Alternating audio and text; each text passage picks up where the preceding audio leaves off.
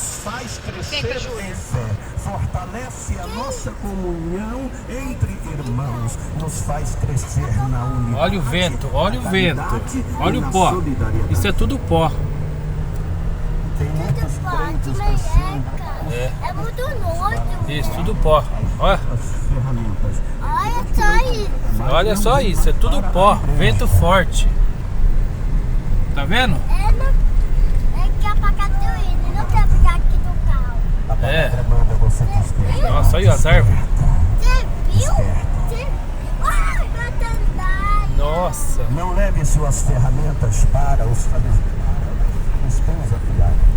O ferreiro Tiago está aqui para afiar as nossas ferramentas. A igreja não pode ser um exército que busca recursos espirituais no mundo. Olha lá no Não fundo lá. precisamos nem devemos buscar ensino dos Olha o vento. Olha o filisteus. vento que Não tá. temos Vento que fortíssimo. aprender com eles, mas sim com a palavra Viu, que temos lá, a ô, Bíblia Júlia? Sagrada, nossa regra de fé e Não prática. ligava por isso, não Não ligava vamos por isso. educar nossos Isso. filhos Isso.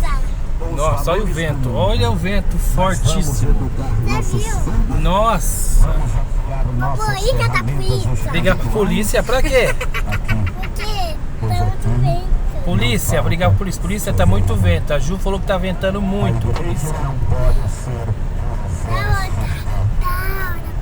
desarmado. Isso, olha o vento, polícia.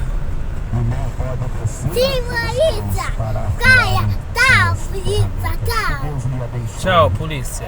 Tá mais O Espírito Santo fale melhor no seu Você vai ter.